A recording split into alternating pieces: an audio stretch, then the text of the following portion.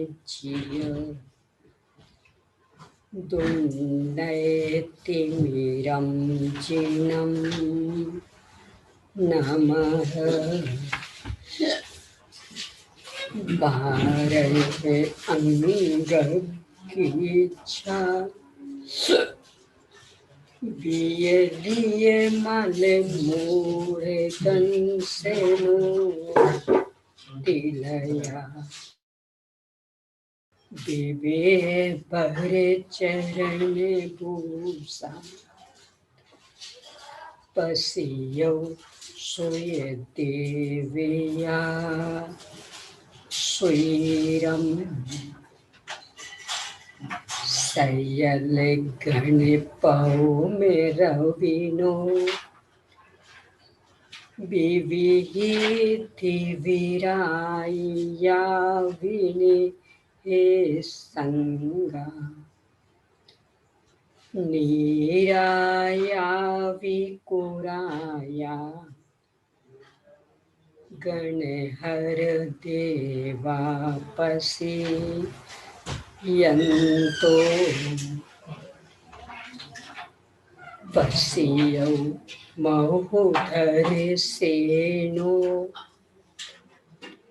परवाई गयो हे दान वर सीहो सेतंता मिय सायर तरंग संघाय थो होए मनो पहने मामी पोके दंती दुकेयंतम दुन्नयंधेया हरे रविम भगे शिवे मगे कंडे मिसि समी इबयिम सया दंतम पहने महे कहे भूये बलिम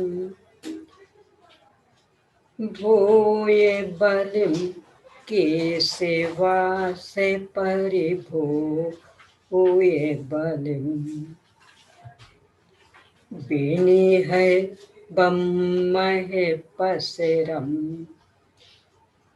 बढ़ावी बिमल नाने बम्महे पसेरम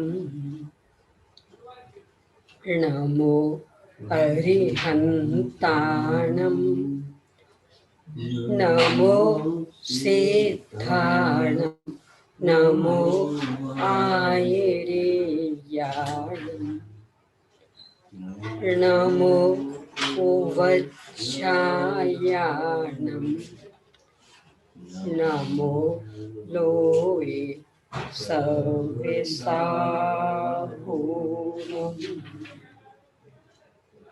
ओम ह्रीं श्री अरहंत सिद्ध आचार्य उपाध्याय साधु पंच परमेष्ठिभ्यो नमो। आचार्य श्री धरसेन स्वामी द्वारा प्रदत्त ज्ञान को लिपिबद्ध करने वाले आचार्य श्री पुष्पदंत भूतवली स्वामी द्वारा लिखित षटखंडागम ग्रंथ, इसके प्रारंभिक 5 खंडों पर आचार्य श्री वीरसेन स्वामी द्वारा लिखित धवला टीका। उनमें से पहला खंड जीवन हिंदी अनुवाद और टीका सहित 6 पुस्तकों में प्रकाशित हुआ है। उनमें से अपनी चर्चा दूसरी पुस्तक पर चल रही है। पहली पुस्तक में मंगल आदि विविध विषयों पर चर्चा के बाद में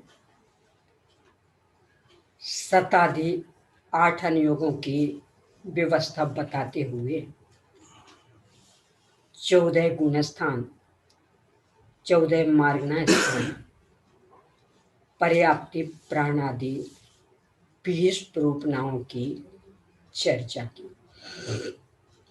इस दूसरी पुस्तक में उन 20 प्रूपनाओं के माध्यम से विषय को विशेष स्पष्ट करने हेतु एक दूसरे में घटित करके उन्हें प्रतिपादित कर रहे हैं। उनमें से सबसे पहले सामान्य जीव, फिर पर्याप्त अपर्याप्त जीव, इन पर 20 प्रूपणाएं घटित करने के बाद में 14 गुणस्थानों पर 20 प्रूपणाएं घटित करते हुए अभी अपनी चर्चा 13 में सहयोग केवली गुणस्थान संबंधी 20 प्रूपणाओं पर चल रही है। इसमें गुणस्थान 13वां, जीव समास, संगी, पर्याप्त, इसमें भी जीव समास में पर्याप्त और अपर्याप्त दो लिए। ऐसे ही पर्याप्तियों में 6 पर्याप्तियां और 6 अपर्याप्तियां ली। इनको लेकर के क्वेश्चन का समाधान, यहाँ तो पर्याप्त है, सहयोग केवली दशा है, दिव्य ध्वनि खिरती है, विहार होता है, तो आप अपर्याप्त कैसे कह सकते हैं? तो जो ये कपाट प्रतर और लोक पूरण की अपेक्षा आपने अपर्याप्त कहा, ये उचित नहीं है।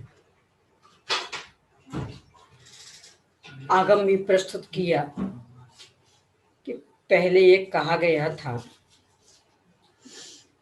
कि अपर्याप्त दशा पहले, दूसरे और चौथे गुणस्थान में ही होती। यहाँ तो चर्चा 13वें गुणस्थान की, तो यहाँ अपर्याप्त दशा कैसे होगी? कदाचित कहो कि आहारक शरीर की अपेक्षा 6वें में भी अपर्याप्त दशा बताई थी, तो चूंकि आहारक शरीर की स्थिति मात्र एक ही गुणस्थान, ये जो औदारिक मिश्र वाली अपर्याप्त दशा, वॉल्यूम तो बढ़ा के रखो, और जो रेंज है उजीला ये कम कर, वॉल्यूम बढ़ा दो, फुल कर दो, आवाज आएगी।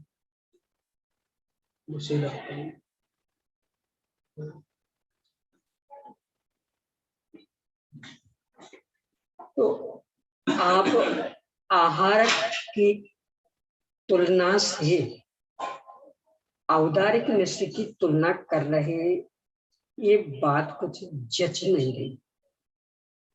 इस तरह की शंका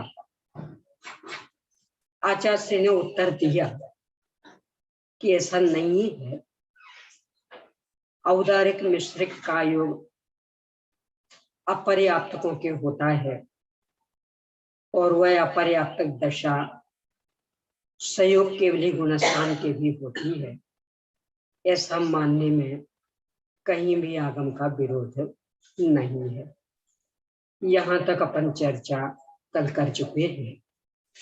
445 पेज पर अब सबसे नीचे वाला शंका समाधान, पेज नंबर 445। शंका, पूर्वोक्त समाधान से यद्यपि यह सिद्ध हो गया कि पूर्वोक्त दोनों सूत्र सावकाश होते हुए भी सहयोगी गुणस्थान में युगपत प्राप्त है। फिर भी परो विधि बाधका भवति, अर्थात पर विधि बाधक होती है। इस नियम के अनुसार संहितों के स्थान में जीव नियम से पर्याप्तक होते हैं। इस सूत्र के द्वारा औदारिक मिश्र का योग अपर्याप्तकों के ही होता है। यह सूत्र बाधा जाता है क्योंकि यह सूत्र पर है।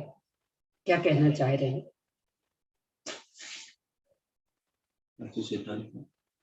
कोई भी बात पहले कही हो,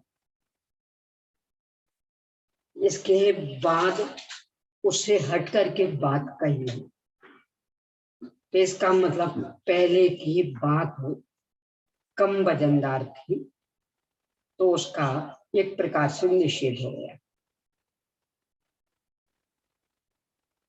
चूंकि यहाँ औदारिक मिश्र का योग अपर्याप्तकों के होता, ये पहले कहा था, तो संहितों के स्थान में जीव नियम से पर्याप्तक होते बाद में कहा, तो बाद में कहे गए इस सूत्र से पहले कहा गया सूत्र ये बाधित हो गया, खंडित हो गया। यानी सिद्ध ये हुआ कि संहितों में अपर्याप्तक दशा नहीं है। चूंकि संयोग केवल संयत है, इस सूत्र के अनुसार उनमें अपर्याप्तक दशा नहीं होती है, यह सिद्ध हुआ। अब इसका समाधान नहीं, क्योंकि परो विधि बाधका भवति, इस विषय में पर शब्द इष्ट अर्थात अभिप्रेत अर्थ का वाचक है। पर शब्द का ऐसा अर्थ लेने पर जिस प्रकार संयत स्थान में जीव नियम से पर्याप्तक होते हैं, इस सूत्र से औदारिक मिश्र का योग अपर्याप्तकों के होता है, यह सूत्र बाधा जाता है। उसी प्रकार पूर्व अर्थात औदारिक मिश्र का योग पर्याप्तकों के होता है। इस सूत्र से संयत स्थान में जीव नियम से पर्याप्तक होते हैं, यह सूत्र भी बाधा जाता है। अतः शंकाकार के पूर्वोक्त कथन में अनेकांत दोष आ जाता है। और सुंदर मीमांसा है, एकदम प्रायोगिक। अपन ईश्वर बढ़ रहे हैं 445, 446, 447, 448 ईश्वर बढ़ रहे हैं। मैंने कहा 450 पेज निकालिए, तो उसे आगे कहेंगे कि पीछे कहेंगे?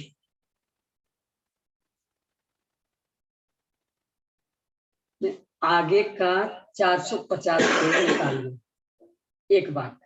दूसरा, पीछे का 450 पेज निकालिए। तो 450 पेज 446 पेज की अपेक्षा आगे है कि पीछे है, कि वो आपके अभिप्राय पर निर्भर है। यानी यदि आप इसको आगे कहते हैं तो ये 440 आदि पेज आगे, तो 450 पेज पीछे हो गया। और चूंकि अब इस तरह बढ़ रहे हैं, यदि इसे आगे कहते हैं तो 450 पेज आगे और 440 पेज पीछे। यानी आगे और पीछे का व्यवहार हमारे अपने अभिप्राय से निर्णीत होगा। मूल में आगे पीछे कोई नहीं होता, ऐसा लेने को भाभी। यहाँ अपन बैठे, यहाँ अपन बैठे, मैं आगे बैठी हूँ कि आप आगे बैठे? तो आप पता ये सब दरवाजे की ओर से ले, उधर से आएंगे तो आप आगे, इधर से आगे, बस ये है। यानी किसी आगे कहना, किसी पीछे कहना ही हमारे अभिप्राय का नाम है। वो सोच से देखेंगे तो आप आगे हैं, हम पीछे हैं। वो ईश्वर से देखेंगे तो हम आगे हैं, आप पीछे हैं। ऐसे ही औदारिक मिश्रित कायोग अपर्याप्तकों के होता ये सूत्र पहले था, और संयत पर्याप्त की होती ये सूत्र बाद में। शंकाकार ने ये खड़ा किया प्रश्न कि बाद वाला सूत्र जो कहा उससे पहले सूत्र का खंडन हो गया। आचार्य कह रहे हैं बाद और पहले का मतलब क्या? हम ये भी कह सकते हैं कि अपर्याप्तक औदारिक मिश्रित का योग अपर्याप्तकों के होता ये बाद वाला सूत्र, और संयतों के पर्याप्तक होता ये पहले वाला। क्यों? पहले पीछे तो सापेक्ष है, और सापेक्ष कथन तो हमारे ऊपर निर्भर, यानी किसी पहले कहना और किसी बाद में कहना, इसका निर्णय हमारा अभिप्राय करेगा। इस ओर से देखेंगे तो बाद, इस ओर से देखेंगे तो पहले। इसलिए जो आपने कहा कि औदारिक मिश्रित का योग अपर्याप्तकों के होता है, यह सूत्र संयत स्थानों में जीव पर्याप्तक होते, इससे बाधित हो गया। हम उल्टा भी कह सकते, यानी हम ये भी कह सकते कि अपर्याप्तक वाला सूत्र बाद का और संयत पर्याप्तक वाला सूत्र पहले का। तो संयत पर्याप्तक वाला सूत्र औदारिक मिश्रित का योग अपर्याप्तकों के होता, इससे बाधित होगा। यानी ये दोनों प्रकार के कथन एक से हैं।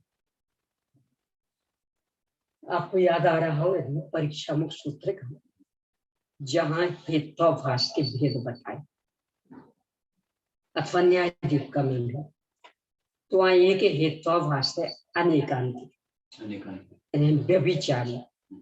व्यभिचारी मतलब दोनों ओर से घटित होने वाला। तो वहां एक उदाहरण दिया,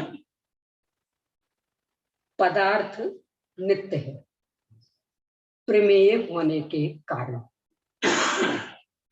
यानी पदार्थ चूंकि ज्ञात हो जाते हैं इसलिए नित्य।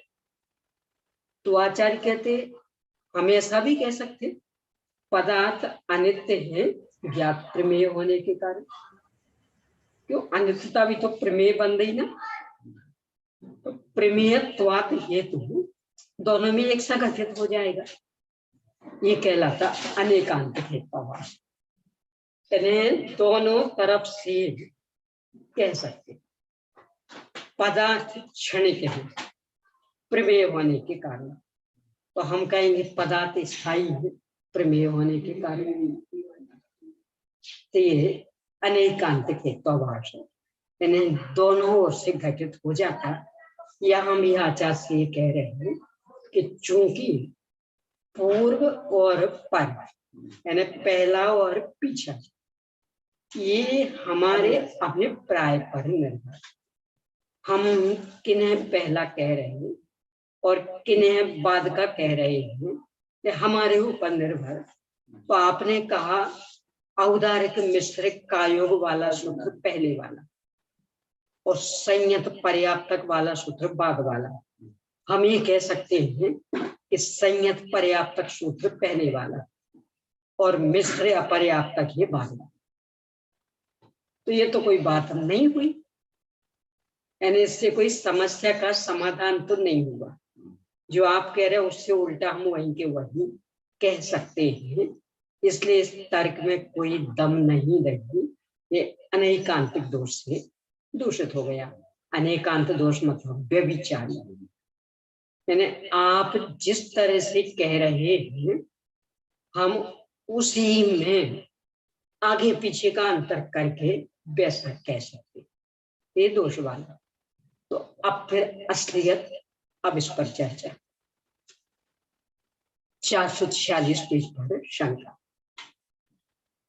जबकि कपाट समुद्घातगत केवलीय अवस्था में अभिप्रेत होने के कारण औदारिक मिश्रित कायुग अपर्याप्तकों के होता है, यह सूत्र पर है, तो संयत स्थान में जीव नियम से पर्याप्तक होते हैं। इस सूत्र में आए हुए नियम शब्द की क्या सार्थकता रह गई? और ऐसी अवस्था में यह प्रश्न उपस्थित होता है कि उक्त सूत्र में आया हुआ नियम शब्द सब प्रयोजन है कि निष्प्रयोजन।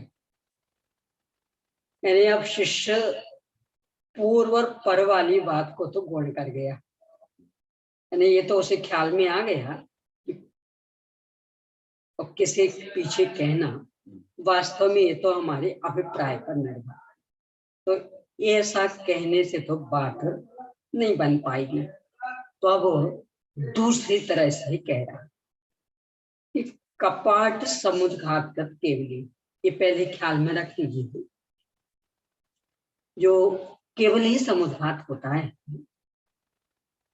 जब संयोग केवली भगवान की आयु अंतर्मूर्त रह जाती है और कदाचित वेदनीय नाम और गोत्र कर्म का स्थिति, गोत्र कर्म की स्थिति अधिक हो, यानी आयु कर्म की स्थिति रहेगी अंतर्मूर्त और इन तीन की अधिक है।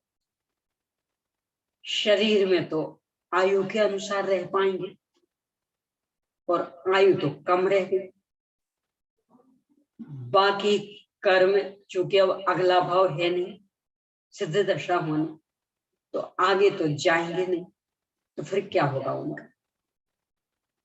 तो उनकी स्थिति आयु के बराबर होने के लिए एक सहज व्यवस्था केवल ही समुद्र। इसमें आत्म प्रदेश फैलेंगे, शरीर इतना ही रहेगा, मूल प्रदेश भी यही रहेंगे और इसको लेकर के फैलेंगे। उस फैलने में चार स्थितियां बनेंगी। पहले दंड, दंड मतलब डंडा, यानी लंबा ज्यादा और चौड़ा कम। फिर कपाट, कपाट यानी दरवाजा, यानी लंबाई के हिसाब से चौड़ाई भी ज्यादा होगी। फिर प्रतर, ने तीन बात वालियों को छोड़कर शेष संपूर्ण लोकाकाश में फैल जाएंगे। और चौथा लोक पूर्ण की बात वालियों में भी फैल जाएंगे, बिल्कुल यूं, यानी आकाश के एक प्रदेश पर आत्मा का एक प्रदेश। तो चूंकि लोकाकाश के भी असंख्य प्रदेश, आत्मा के भी असंख्य प्रदेश, तो एक प्रदेश पर दूसरा प्रदेश बैठ जाएगा।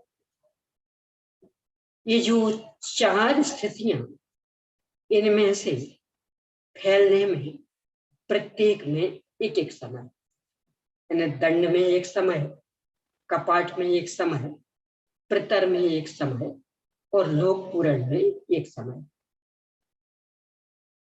स्थिति में औदारिक काय योग ही होता दंड वाली में, यानी पहले जैसा था वैसा ही रहता। कपाट में औदारिक मिश्र, यानी जन्म के समय जैसा था वैसा हो जाएगा। प्रतर और लोक पूरण में कार्मण कायोग, मतलब विग्रह गति जैसी स्थिति हो जाएगी। तो मेरा वाला छोटा कारण, तो विग्रह गति जैसी स्थिति हो जाएगी। तो इसको लेकर के प्रश्न खड़ा कर रहे हैं कि जो औदारिक मिश्र वाली स्थिति कपाट में कहीं, उसमें तो औदारिक मिश्र है और औदारिक मिश्र अपर्याप्त होके होता है। तो इस अपेक्षा से तो संयत स्थान में नियम से पर्याप्तक होते हैं, ये बात खंडित हुई कि नहीं हुई, यानी आप आगे पीछे की बात छोड़ दीजिए, वो हमने माना कि वो तो हमारे अभिप्राय पर निर्भर।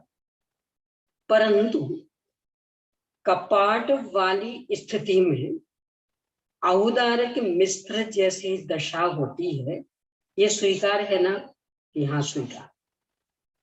और संयत दशा में पर्याप्तक होते हैं, ये स्वीकार, यहाँ ये भी स्वीकार। तो 13वें गुणस्थान में कपाट वाली स्थिति में भी संयत है कि असंयत? संयत। कपाट के समय औदारिक मिश्र, तो संयतों की अपर्याप्तक दशा होती है, सिद्ध हो गया ना? तो आप जो कह रहे हैं कि संयतों के पर्याप्तक दशा ही होती, ये खंडित हो गई बात। और यदि कहते हो कि नहीं हुई खंडित, तो फिर और समस्या, यदि ये सूत्र नियम वाला नहीं था, नियम वाला मतलब कि औदारिक मिश्र अपर्याप्तक दशा में ही होता और संयत दशा पर्याप्तक में ही होती, ये नियम। तो यदि कहो कि नियम रूप नहीं था, तब फिर समस्या ये आएगी कि फिर ये जो नियम रूप अर्थ निकाला जाता, इसका कोई उद्देश्य है कि निरुद्देश्य? यानी आपके मन में जब जो आया अर्थ निकाल लिया आपके हाथ में, तो यहाँ ये अर्थ निकाल लिया कि संयत भी है फिर भी अपर्याप्तक, और अन्यत्र ये अर्थ करते रहेंगे कि संयत पर्याप्तक में ही होती। यानी इसके पीछे कुछ उद्देश्य है कि ऐसे ही कि मन में जो लहर आ गई तो कह दिया, शंका काटती, ये शंका समाधान। इन दोनों विकल्पों में से दूसरा विकल्प तो माना नहीं जा सकता, क्योंकि पुष्पतंत्र के वचन से निकले हुए तत्व में निरर्थकता का होना विरुद्ध। कितनी श्रद्धा, ये हमारे गुरु ने कहा है। गुरु का वचन निरर्थक तो किसी कीमत पर नहीं हो सकता। इसलिए ये जो सूत्र हैं ये बस निरुद्देश्य, यानी अपने मन के अनुसार चाहे जैसा अर्थ कर लेना, ये तो आप कह ही नहीं सकते। क्यों? ये सूत्र आचार्य पुष्पदंत स्वामी कहते हैं, और वे सत्य महावृत्ति भाषा समिति के धारक, यानी हित मित्र और प्रिय बोलने वाले, मित्र सीमित, स्वोद्देश्य, निरुद्देश्य कुछ भी नहीं बोलेंगे। तो इसलिए निरुद्देश्य वाला तो बिंदु समान। अब दूसरा, और सूत्र के नित्यता का प्रकाशन करना भी नियम शब्द का फल नहीं हो सकता, क्योंकि ऐसा मानने पर जिन सूत्रों में नियम शब्द नहीं पाया जाता है उन्हें अनित्यता का प्रसंग आ जाएगा। ये क्या कह रहे हैं कि ये कहा संयत दशा में पर्याप्तक होते और औदारिक मिश्र अपर्याप्तकों के होते।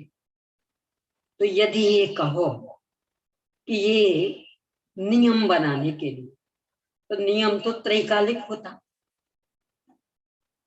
मतलब नित्य होता, और यहाँ तो खंडित हो रहा, तो ये भी नहीं कह सकते, यानी अनित्यता का प्रसंग आ जाएगा। अन्यथा तो जहां नियम नहीं बनाया होगा वहां, परंतु ऐसा नहीं है, क्योंकि ऐसा मानने पर औदारिक कार्य पर्याप्तकों के होता है। इस सूत्र में नियम शब्द का अभाव होने से अपर्याप्तकों में भी औदारिक कार्यों के अस्तित्व का प्रसंग प्राप्त होगा, जो कि इष्ट नहीं है। यानी फिर तो हमें हर एक को नियम रूप में ही बूझना पड़ेगा। तो यदि ही नहीं लगाया, नियम नहीं बनाया, तो आप दूसरा अर्थ उसका निकाल लोगे, पर ये तो उचित नहीं। अतः सूत्र में आया हुआ नियम शब्द ज्ञापक है, नियामक नहीं। यदि ऐसा ना माना जाए तो उसको अनर्थक पने का प्रसंग आ जाए। बहुत सुंदर समाधान। क्या कह रहे हैं? देखो प्रायोगिक, देखो ये ऐसा नहीं, अपनी ये जो वाचना चल रही है प्रतिदिन 1:30 बजे से 2:15 बजे तक चली, हमेशा यहाँ, हमेशा। ठंड में भी यही समय था और गर्मी में भी यही समय था, हमेशा। अब इस हमेशा का अर्थ क्या लेना कि ये ज्ञापक, ज्ञापक मतलब इस सत्र का हमेशा, यानी ये जो पहला सत्र जिसमें 2 पुस्तकों की वाचना का संकल्प हुआ है, तो जब तक ये सत्र चल रहा तब तक का नाम है हमेशा। तो अगला सत्र शुरू होगा तो हो सकता है समय बदल दे कि सब आपने तो कहा था हमेशा, किस संदर्भ में कहा था? इसका मतलब बस वो मात्र इस सत्र का, ये अपने कार्यक्रम होते हैं शिविर वगैरह में, पहले दिन कार्यक्रम की घोषणा करते और फिर कहते रोज ऐसा चलेगा। तो रोज का मतलब वो 10 दिन का शिविर है तो अकेला 10 दिन, तो रोज का मतलब ये नहीं कि पूरे अनंत काल तक। शिविर को लेकर के घोषणा हुई है, तो वे घोषणाएं मात्र शिविर तक, ना इससे पहले और ना इससे बाद में। इसे कहेंगे ज्ञापक, है ना, उस कार्यक्रम विशेष का ज्ञान कराने के लिए, नियामक नहीं। कदाचित अगले शिविर में हम टाइम टेबल पर बदल देंगे, तो नियामक नहीं, पर इस शिविर में ये व्यवस्था। ऐसे ही यहाँ कि ये जो दोनों सूत्र हैं ये उन परिस्थितियों के ज्ञापक, नियामक नहीं। परिस्थिति बदली, सूत्र बदल जाएगा, प्रयोजन बदल जाएगा। इस तरह से निरर्थकपना भी टल गया और सूत्र के अर्थ में जो बाधा आ रही थी, यानी संयतपनों के अपर्याप्तपना, ये समस्या भी समाप्त नहीं आएगी। कोई फिर से अपन उदाहरण ले लो कि अपनी ये वाचना 1:30 बजे से 2:15 तक चलनी है। अब मान लो अगला सत्र शुरू हुआ और इस समय में अपन ने अनुभव किया कि साहब थोड़ा सही समय है, अब व्यवस्थित सबको अनुकूल नहीं पड़ रहा, तो अपन ने इसको 1:45 से 3:30 कर दिया। यानी अभी था 1:30 से 2:15 और अगले सत्र में 1:45 से 3:30। तो कोई ये कह सकता कि सब पहले सत्र में आपने घोषित किया था कि ये वाचना 1:30 से 2:15 चलेगी हमेशा, तो अब आप 1:45 से 3:30 कैसे कर सकते हैं? कह सकता? क्यों नहीं कह सकता? क्योंकि हमेशा का अर्थ मात्र ये पहला सत्र, हमेशा का अर्थ सभी सत्र नहीं, हमेशा का अर्थ पहला सत्र। तो पहले सत्र में ये समय रहा, अब अगला सत्र तो हम उसके अनुसार बदल सकते हैं। ऐसा यहाँ कि जो सूत्र थे मात्र उन परिस्थितियों के ज्ञापक, परिस्थिति हटी, सूत्र का अर्थ भी बदल जाएगा। तो संयतपना जहां पूर्णतया चल रहा, ध्यानस्थ, बराबर हिंसा का निरोध आदि, वहां तो पर्याप्त है। अब ये जो स्थिति 13वें गुणस्थान वाली, एक विशेष स्थिति, तो संयत पना भी और अपर्याप्त पना भी बनने में कहीं कोई विरोध नहीं है। यानी लोक में भी हमेशा का अर्थ उस प्रसंग वाला हमेशा यही निकाला जाता है, इससे अधिक नहीं है। कितना ही हमेशा लगाई जाए, कितने ही लगाई जाए, यानी 10 दिन के शिविर में कितने ही लगाना कि गुरुदेव जी का टेप प्रवचन 8 से 8:30 तक ही होगा, तो भी कब तक? मात्र शिविर तक। और शिविर के बाद हम अपनी दूसरी समय सारणी बना लेंगे। फिर ये आप नहीं कह सकते कि सब आपने कहा था हमेशा, तो किस प्रसंग में कहा था कि शिविर के में, तो इसका मतलब शिविर वाले समय में हमेशा। तो 10 दिन का शिविर, तो 10 दिन तक हमेशा, और आगे पीछे हम अपना दूसरा समय रखेंगे। इस शैली को कहा जाता है ज्ञापक। और अनादि अनंत नियम वह कहलाता है नियामक। यहाँ आचार्य कह रहे कि दोनों सूत्र ज्ञापक हैं, नियामक नहीं है। यानी उस परिस्थिति में ऐसी स्थिति रहेगी, कदाचित परिस्थिति बदली तो ये भी बदल जाएंगे, ये अर्थ करेंगे, तो टकराहट भी खत्म और सूत्रों की निरर्थकता, निरुद्देश्यता, इसका भी प्रसंग नहीं आएगा। अब इस पर से प्रश्न, इस नियम शब्द के द्वारा क्या ज्ञापित होता? यानी आपने कहा कि सूत्र नियामक नहीं, ज्ञापित। तो क्या ज्ञापित, यानी किसका ज्ञान करा रहे हैं? समाधान। इससे यह ज्ञापित होता है कि सम्यक मिथ्या दृष्टि, संयता, संयत और संयत स्थानों में जीवन नियम से पर्याप्तक होते हैं। यह सूत्र अनित्य है। सूत्र अनित्य मतलब सूत्र नष्ट हो जाएगा ये नहीं, परिस्थिति ही सापेक्ष। अनित्य है तो उस परिस्थिति ही सापेक्ष।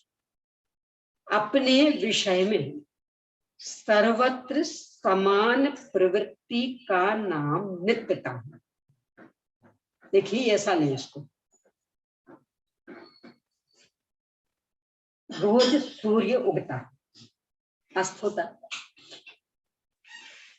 इसका समय सुनिश्चित है कि अनिश्चित है? सुनिश्चित। क्या बोल रहे शीतल दीदी? सुनिश्चित क्या निश्चित? आपकी आवाज नहीं आ रही, आप अनम्यूट हुई।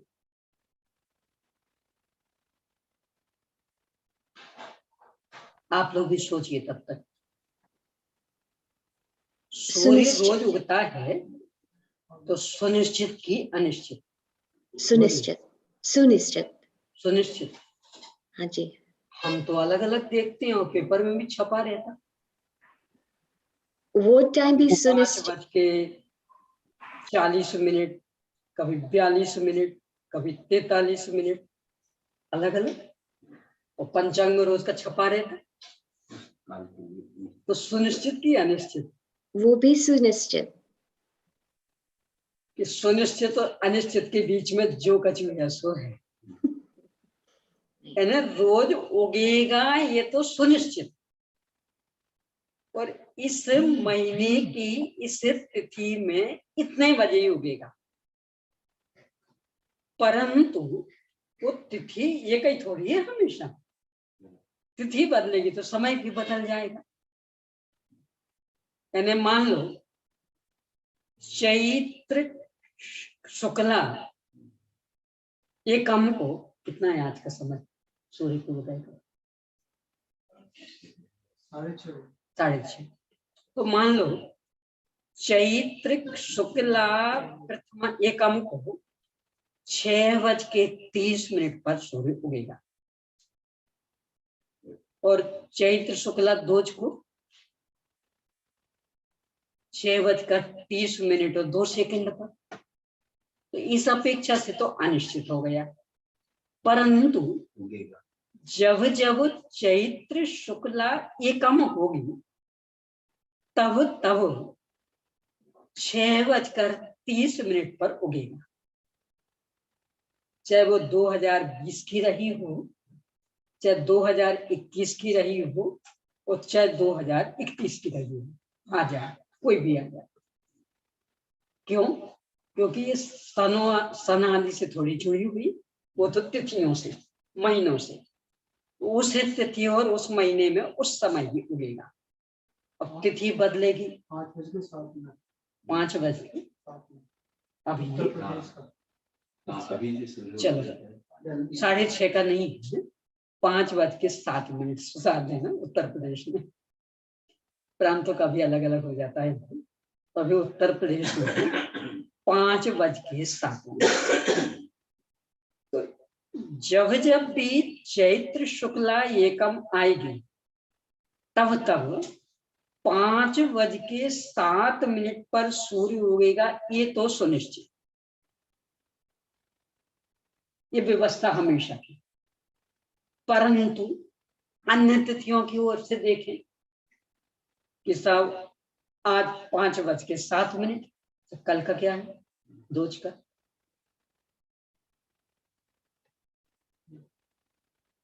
तो उस दृष्टि से देखेंगे तो अनिश्चित, तो अनिश्चित है कि सुनिश्चित, कि उस परिस्थिति से बंधा हुआ, इसलिए सुनिश्चित।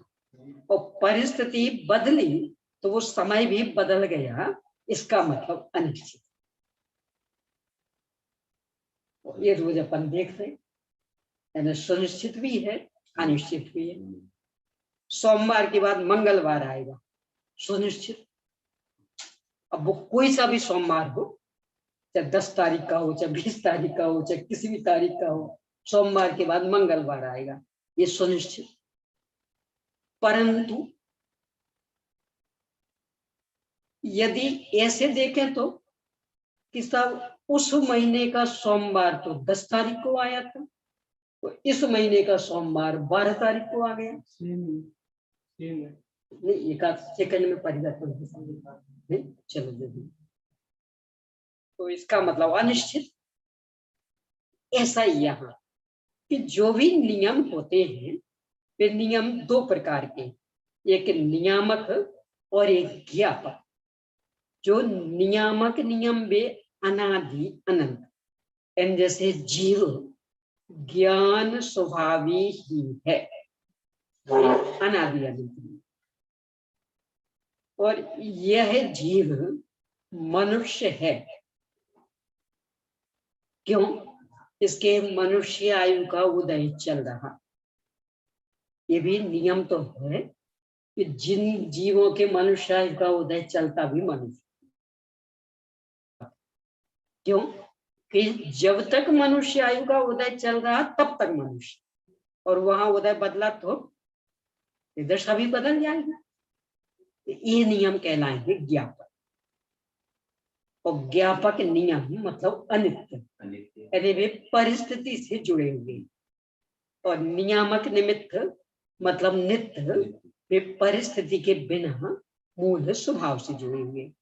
यहाँ आचार्य कह रहे जो दोनों नियम हैं, ये नियामक नहीं है, ज्ञापक है, यानी उन परिस्थितियों से जुड़े हुए समझना। तो इस नियम शब्द के द्वारा क्या ज्ञापित होता है? इससे यह ज्ञापित होता है कि सम्यक मिथ्या दृष्टि, संयता संयत और संयत स्थान में जीव नियम से पर्याप्तक होते हैं। यह सूत्र अनित्य है, यानी बहुलता पर्याप्तक की। कदाचित परिस्थिति बदले, दूसरी स्थिति आ जाएगी। अपने विषय में सर्वत्र समान प्रवृत्ति, 447। अपने विषय में सर्वत्र समान प्रवृत्ति का नाम नित्यता मतलब अनादि अनंत एक रूपता, और अपने विषय में ही कहीं प्रवृत्ति हो और कहीं ना हो, इसका नाम अनित्यता है। इससे उत्तर शरीर को उत्पन्न करने वाले सम्यक मिथ्या दृष्टि और संहिता संहितों के तथा कपाट प्रतर और लोकपूर्ण समुद्घात को प्राप्त केवलियों के अपर्याप्त पना सिद्ध हो जाता है। कितना सुंदर समाधान कि चूंकि ये ज्ञापक है ना, तो जब तक वह शरीर चल रहा तब तक पर्याप्त। अब कुछ अलग से काम शुरू हो गया तो वो व्यवस्था बदल जाएगी। यहां अलग से काम शुरू हुआ इसलिए व्यवस्था बदल गई, तो संयतपना भी सुरक्षित और इसके साथ ही अपर्याप्तपना में भी कोई बाधा नहीं, क्योंकि ये सूत्र नियामक नहीं थे, ज्ञापक। तो उस परिस्थिति से जुड़े हुए, अब परिस्थिति बदली तो प्रसंग भी बदल गया।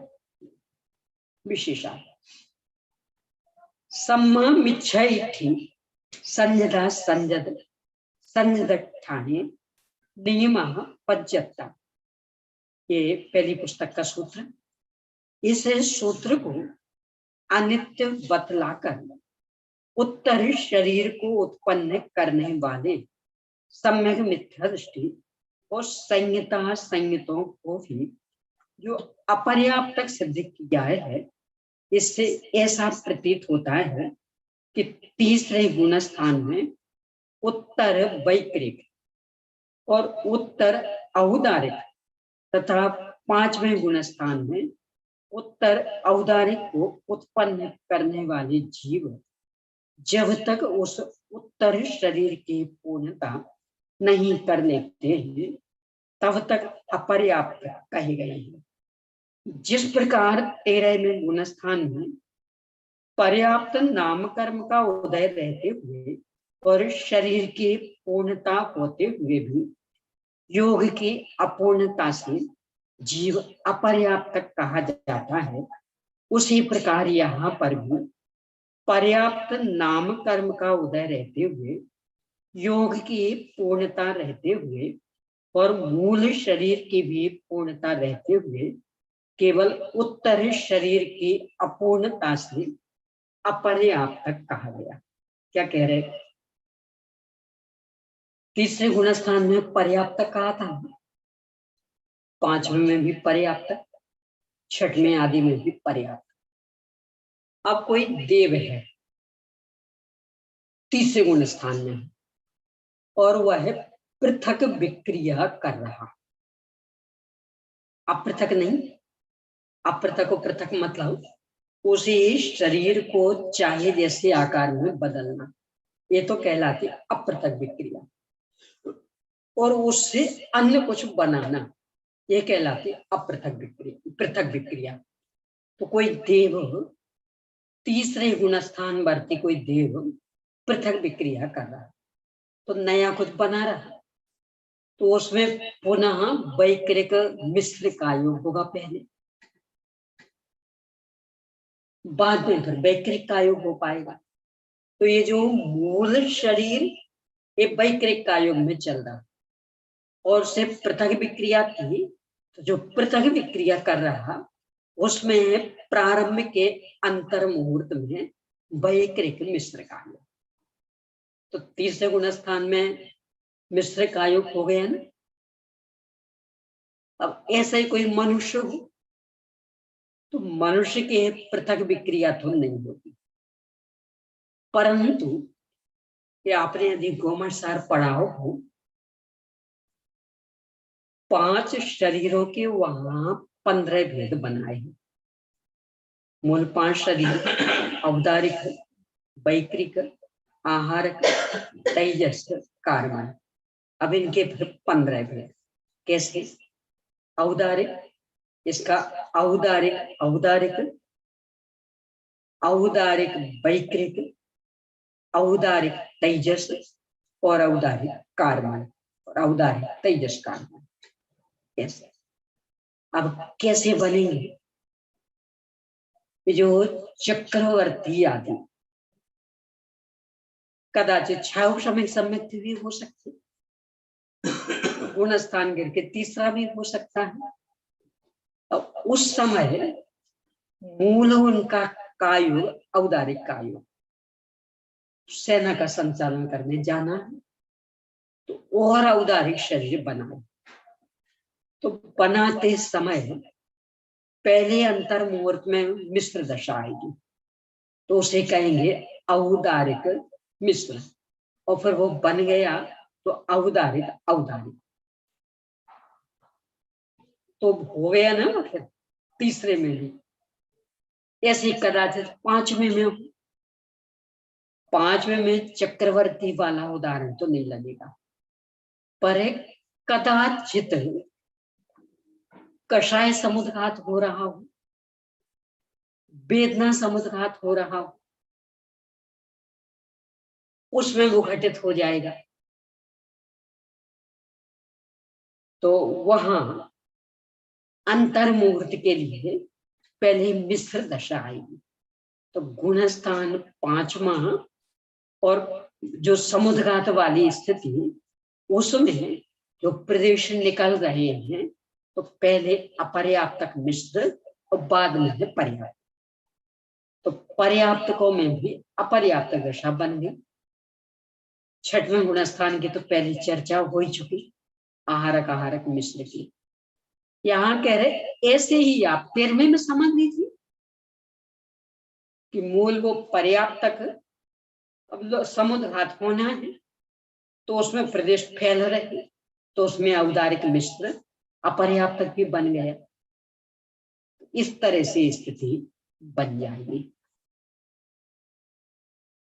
देवों के चूंकि 4 ही गुण स्थान होते हैं, तो उनके अकेले चौथे तक ही लेना। मनुष्य के, पुरुष मनुष्य के 14, तो उनके है 5वां भी, 6वां भी, 13वां भी, ये भी बन जाएगा। आचार्यों के प्रति पूर्ण श्रद्धा सुरक्षित रखते हुए परस्पर विरुद्ध जैसे लगने वाले सूत्रों की संगति कैसे बिठाई जाती है, इसका ये उदाहरण।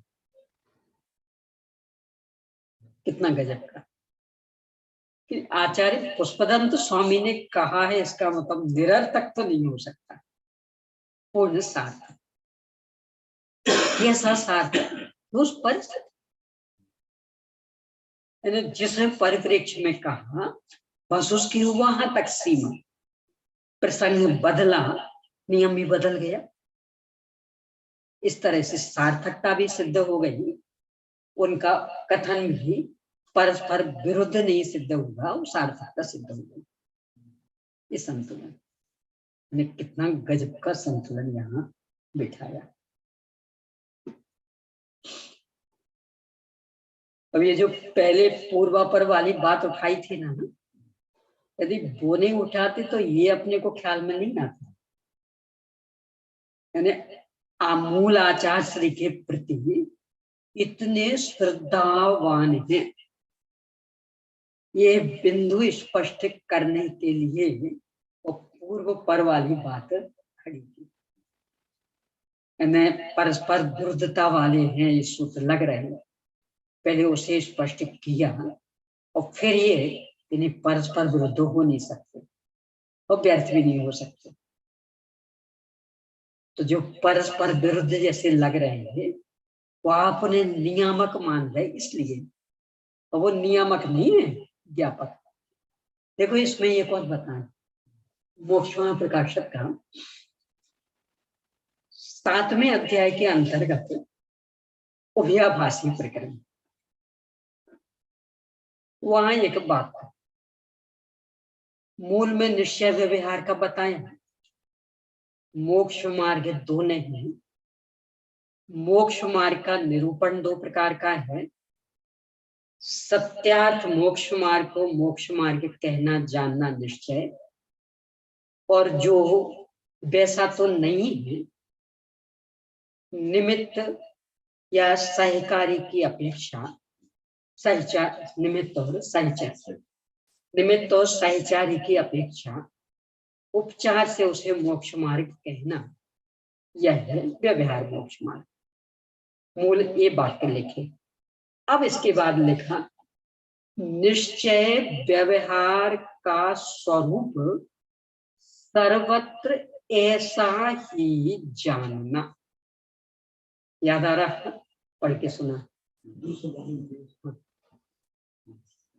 यानी पहले ये परिभाषा दी, अब क्या लिख रहे?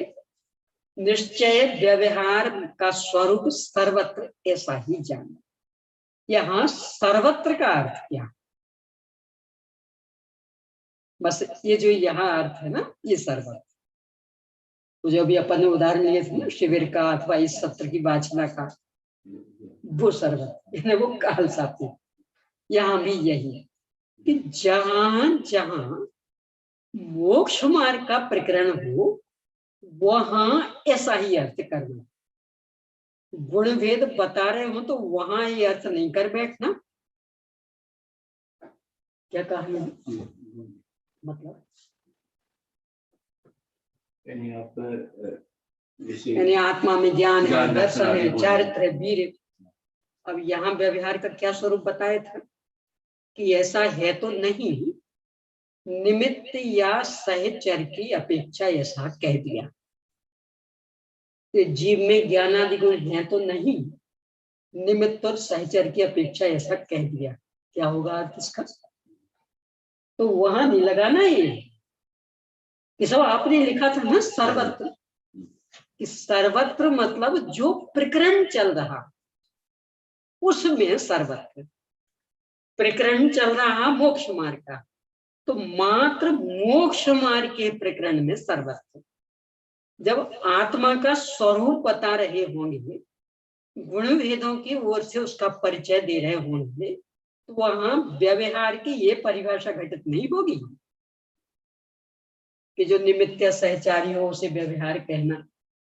क्यों? क्योंकि ज्ञानादि गुण न निमित्त है न औपचारिक सहचारी, वे तो उस वस्तु के वास्तविक स्वरूप है, उस वस्तु का वैभव। भेद करके समझाए तो वहां तो भेद वाला व्यवहार लागू पड़ेगा, वहां निमित्त और उपचार वाला व्यवहार लागू नहीं पड़ेगा। ये ऐसे निरूपण है। अब ये अर्थ अपन नहीं समझे और ये कहें, तब लिखा है ना सर्वत्र, तो सर्वत्र मतलब हम चारों व्यवहारों में लगा लेते, नहीं चलेगा। सर्वत्र मतलब व्यवहार के जिन भेदों की चर्चा चल रही है, मात्र उस प्रकरण में सर्वत्र, अन्य भेदों में ये अर्थ घटित नहीं होगा। ऐसा यहाँ की परिस्थिति बदली तो सूत्र का अर्थ भी बदल गया, क्योंकि वे ज्ञापक है, नियामक नहीं। ठीक है, स्पष्ट है? कुछ पूछना चाहते हो तो पूछ सकते।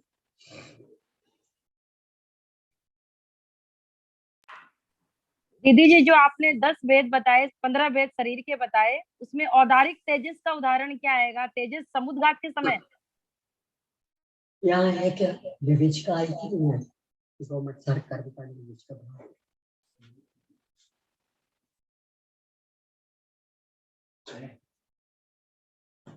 गवर्नमेंट सर कर्मकांड विवेचका भाव, छोटी पुस्तक, मीडियम साइज।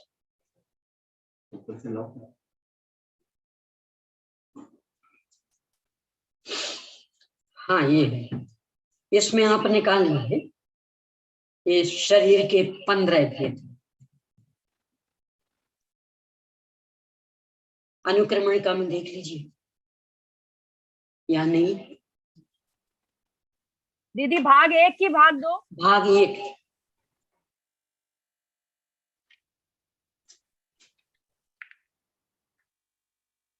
अनुक्रमण का में देखिए शरीर के 15 भेद।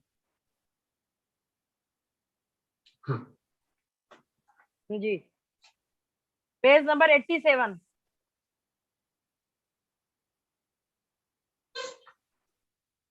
ये देखिए, इसमें जो चार्ट बना है इसे देख लीजिए 89 पर। 89 मूल शरीर 5 है और उनके भेद है 15। देखिए, औदारिक औदारिक एक भेद, औदारिक तेजस, औदारिक कार्मन और औदारिक तेजस कार्मन। Yes yes. फिर वैक्रिक वैक्रिक, वैक्रिक तेजस, वैक्रिक कार्मन, वैक्रिक तेजस कार्मन। फिर आहारक आहारक, आहारक तेजस, आहारक कार्मन, आहारक तेजस कार्मन। फिर तेजस तेजस तेजस कार्मन, फिर कार्मन कार्मन। अब ये कब कैसे होते ये देखिए स्पष्टीकरण में। सबसे पहले औदारिक औदारिक, ये 88 पेज से है, 88 से। एक साथ अपनी सभी रानियों के साथ रमने एक काम, अथवा सैन्य संचालन दूसरा काम करने आदि के लिए चक्रवर्ती आदि के मूल शरीर से बनने वाले अन्य शरीरों को औदारिक औदारिक शरीर कहते हैं। अब कदाचित वो चक्रवर्ती छायाश्रमिक सम्यक दृष्टि है, चौथे में था गुणस्थान करके तीसरा हो गया, और एक काम उसे करना है तो वो औदारिक औदारिक शरीर बनेगा। जब बनेगा तो उसके पहले अपर्याप्तक होगा, तो तीसरा गुणस्थान और अपर्याप्तक, अपर्याप्तक में तो औदारिक मिश्र होगा। अब ऐसे ही देवों के लेने ये पूरे यहाँ दिए, तो ये औदारिक औदारिक। अब दूसरा औदारिक तेजस, औदारिक तेजस, तेजस समुद्घात के समय मुनिराज के शरीर से निकलने वाला शरीर पुतला औदारिक तेजस शरीर। तेजस वृद्धि जिनको व्यक्त होती, शुभ रूप भी हो अशुभ रूप भी हो, कोई सी भी हो, उसमें ही घटित हो सकता। औदारिक कार्मन मारणांतिक समुद्घात के समय, पेज नंबर 89 पहले।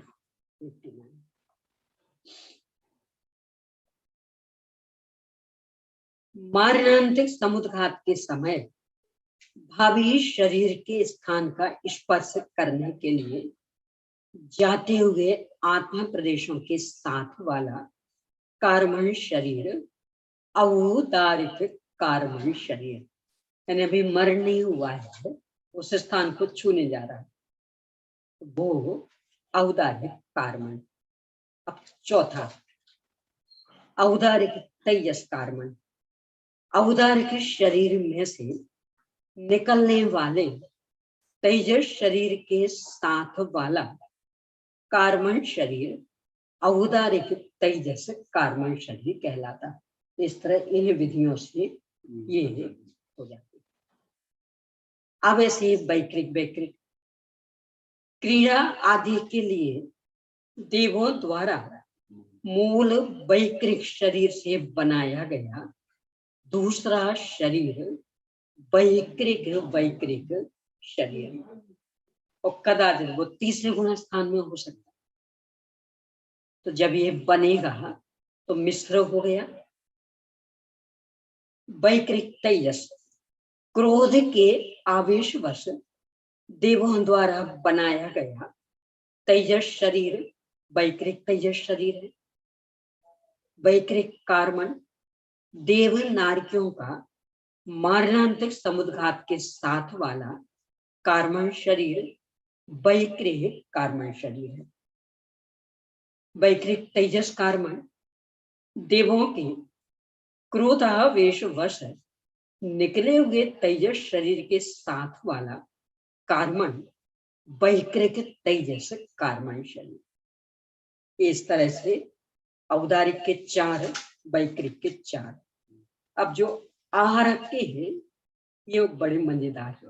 देखिए, आहारक आहारक संशय निवृत्ति, तीर्थ यात्रा आदि के लिए मुनिराज के शरीर से निकले हुए आहारक शरीर में से अन्य दिशा में गमन हेतु निकला हुआ दूसरा आहारक शरीर आहारक आहारक शरीर कहला।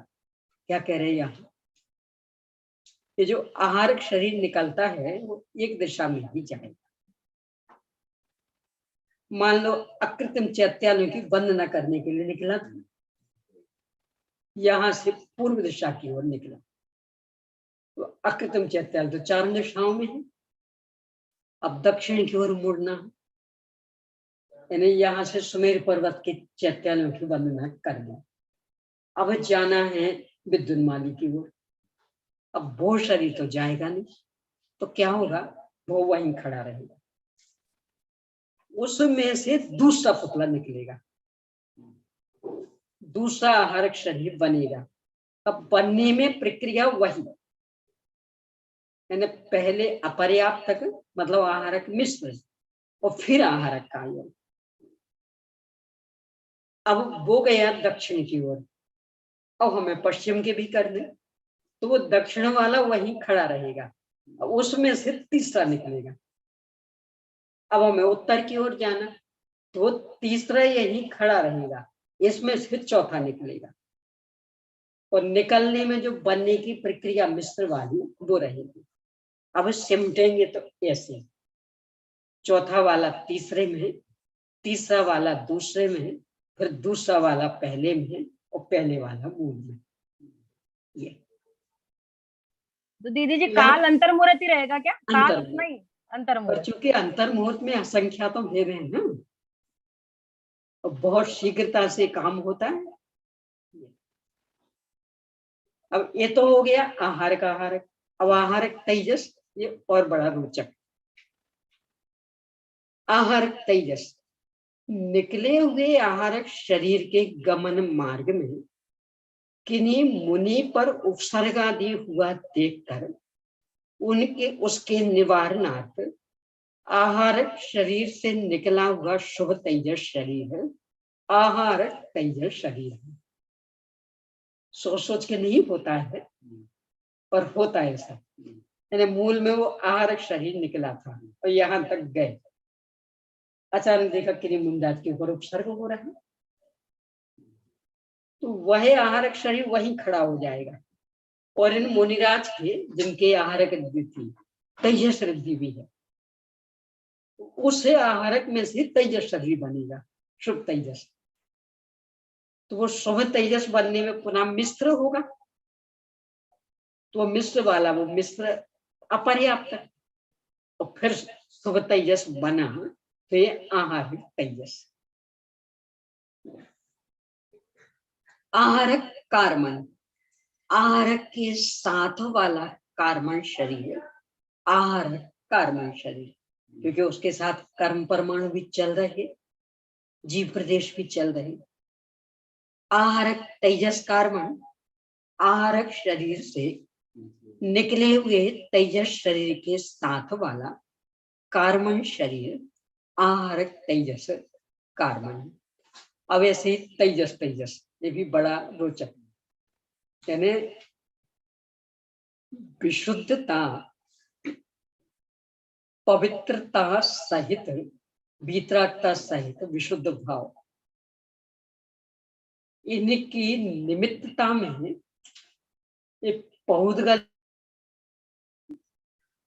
कैसा कैसा काम जड़ अचेतन, इनके ये उदाहरण। तेजस तेजस मित्र का उपकार करने, शत्रु का अपकार करने आदि के लिए निकले शुभ या अशुभ तेजस में से अन्यत्र गमन हेतु तेजस तेजस तेजस शरीर, यानी वो वहीं खड़ा हो जाएगा, उसमें से दूसरा निकलेगा, दूसरी दिशा में जाएगा। उसमें से तीसरा निकला, वो तीसरी दिशा में, तो ये तेजस तेजस। फिर तेजस कार्मण, मुनिराज के शरीर से निकले हुए तेजस शरीर के साथ वाला कार्मण तेजस कार्मण शरीर है।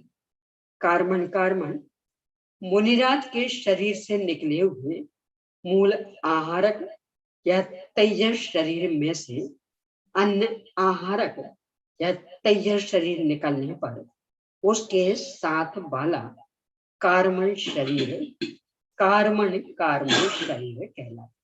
इस तरह से ही 15, यानी ये व्यवस्था भी पढ़े तो लगता है कितना गजब का घनिष्ठतम निमित्त नैमित्तिक संबंध। सारी वर्गनाएं अचेतन उद्गम, पर विशेष आत्मा राधक, विशेष पुण्यशाली, रिद्धि संपन्न मुनिराजों के संपर्क वाली,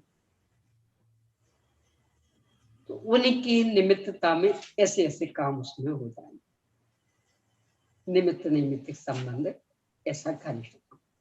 इस तरह से 5 शरीरों के लिए 15 भेद बन जाते।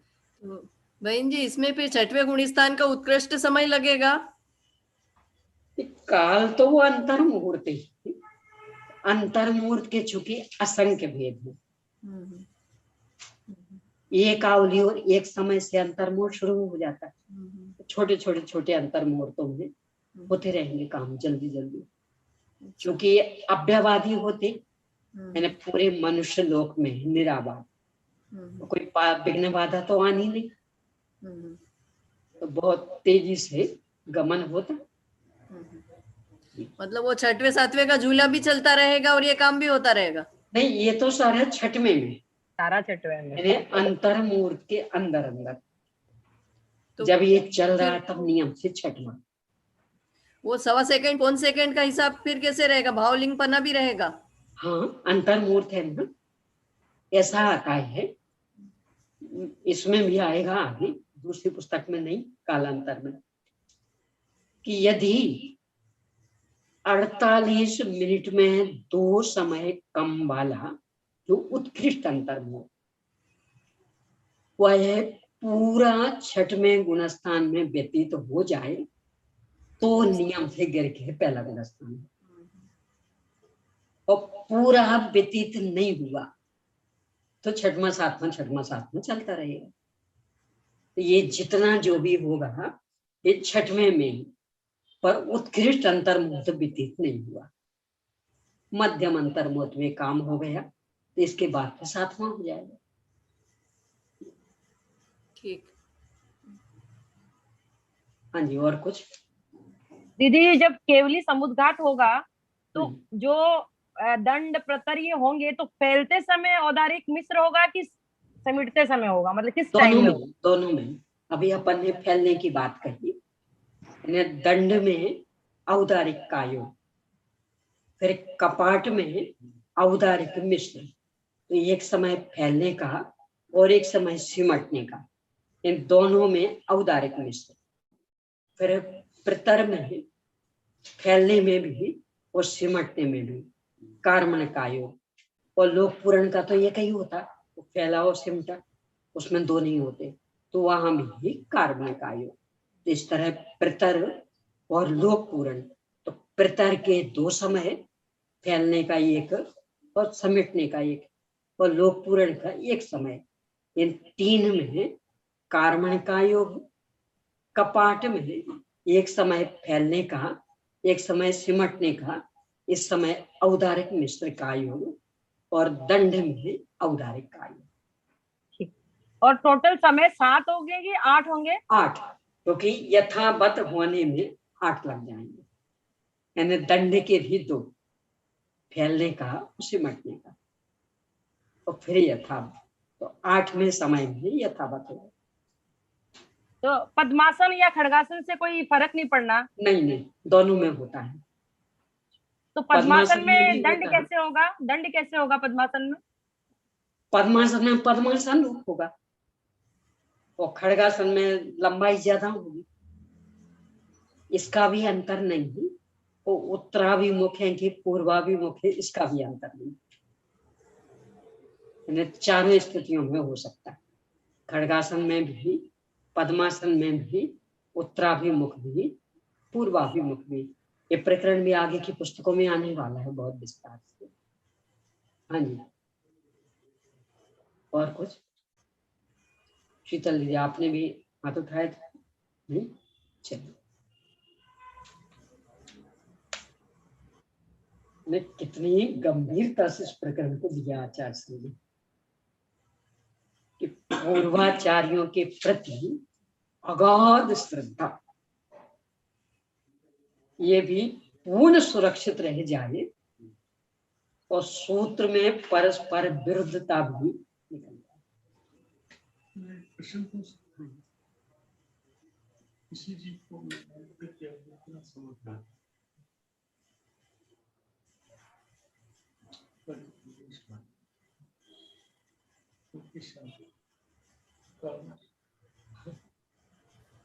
पूरे पूरे नहीं, जैसे आत्म प्रदेश कुछ गए हैं वो बराबर संबंध जुड़ा हुआ।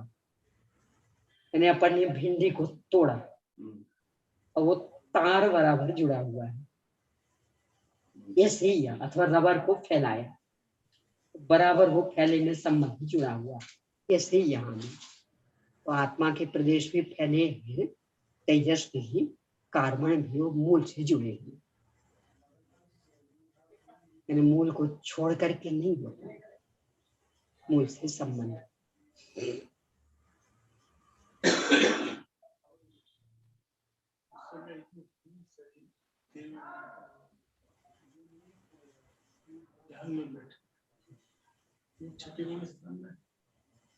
नहीं, 13वें का ले रहा था,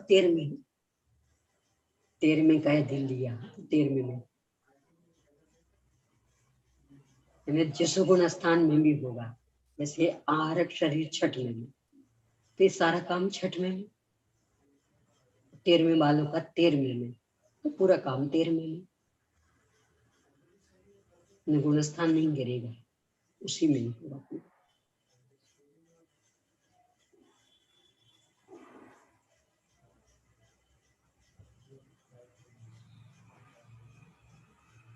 मूल तो ये कि बिना किन्हीं विकल्पों की केवल भगवान की तो इच्छा भी नहीं ना। आहारक शरीर वाले तो इच्छा वाले थे, केवल भगवान की तो इच्छा भी नहीं। तो सहज ऐसा निमित्त नैमित्तिक संबंध और इतनी सुंदरतम व्यवस्था न होता स्वयं जगत परिणाम, मैं जग का करता क्या काम। ये सारे प्रकरण है ना देव तक में, तो बोले किसका क्या भाव था और फिर भी कितना सुव्यवस्थित सारा। चलिए, बहुत सुंदर प्रकरण। यानी मूल तो ये कि पूर्वाचार्यों के प्रति अगाध श्रद्धा,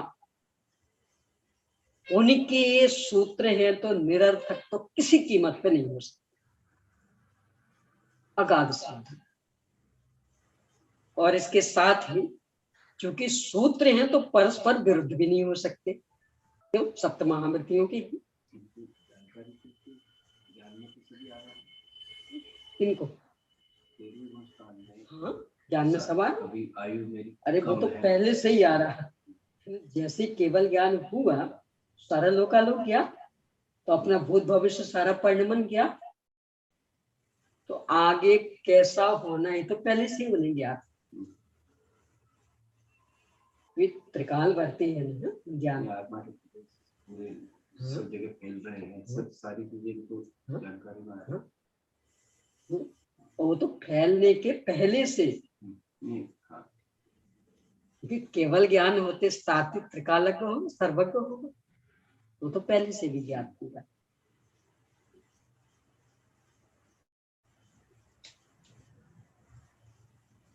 कितनी अगाध श्रद्धा व्यक्त हुई है यहाँ। निरर्थक रंच मात्र नहीं, परस्पर विरोधी भी रंच मात्र नहीं, तो क्या है? नियामक नहीं, ज्ञापक है। तो अब ज्ञापक को नियामक क्यों मान रहे? वही जो अपन ने कई उदाहरण दिए ना, मोक्षम प्रकार शक्ति, सर्वत्र, सब सर्वत्र का अर्थ तो सब जगह होता कि वो नियामक नहीं है, वो ज्ञापक। सर्वत्र मतलब इस प्रकरण में सर्वत्र, सब प्रकरणों में सर्वत्र नहीं। यानी ये परिभाषा मोक्ष मार्ग के प्रकरण में दी है, तो मात्र मोक्ष मार्ग के प्रकरण में सर्वत्र, वस्तु स्वरूप के प्रकरण में नहीं लगाना। जैसे अभी अपन ने लिया ना, सब हमेशा, हमेशा मतलब इस सत्र तक। अगले सत्र में हो सकता हमें सुविधा लगे तो हम समय बदल दें। मोक्ष मार्ग में सर्वत्र मोक्ष मार्ग में लगाना है। हाँ, ये गुण भेद में नहीं यानी वस्तु स्वरूप का प्रतिपादन हो तो वहां नहीं लगाना। हाँ, ये तो जिस संदर्भ में कहा बस उस संदर्भ तक, यहाँ सब। भाई लोग में तो कितना होता, अभी उदाहरण लिए कितने शिविर आदि के, अब प्रतिदिन ये कार्यक्रम रहेगा। प्रतिदिन का मतलब शिविर तक, कहते रहे प्रतिदिन हमेशा, और हमेशा का मतलब शिविर तक, बाकी में फिर हम बदलेंगे। ऐसा ही है, इस शैली को कहते हैं ज्ञापक। उस सीमा तक, उससे आगे परिस्थिति बदलेगी, सूत्र भी बदल जाएगा, नियम भी बदल जाएगा। चलिए, बहुत अच्छा है। लगाद श्रद्धा सूचित की। हाँ जी, शंका 447 पेज पर, जिसका आरंभ किया हुआ शरीर अर्ध अर्थात अपूर्ण है, उसे अपर्याप्त कहते हैं। परंतु संयोगी अवस्था में शरीर का आरंभ तो होता नहीं, अतः संयोगी के अपर्याप्त पना नहीं बन सकता। क्या शंका उठाई? पहले विग्रह गति से आए थे, आहार वर्णा को ग्रहण किया था, शरीर बनना शुरू हुआ था, पूरा नहीं बन पाया था, तब आपने अपर्याप्त कहा था। यानी बनना शुरू हो गया पर पूरा नहीं बन पाया, उसे अपर्याप्त कहते। यहाँ तो ऐसा है ही नहीं, यहाँ तो शरीर पूरा पना बनाया है, तो आप यहाँ अपर्याप्त कैसे कह सकते हैं? समाधान नहीं, क्योंकि कपाट आदि समुद्घात अवस्था में संयोगी 6 पर्याप्ति रूप शक्ति से रहित होते हैं, अतएव उन्हें अपर्याप्त कहा है। यानी उस शरीर की अपेक्षा तो पर्याप्त है, पर ये जो काम चल रहा इसकी अपेक्षा अपर्याप्त। सहयोगी जिनके, हाँ जी, हाँ बोलिए प्रियंका जी। नहीं नहीं, कुछ नहीं है।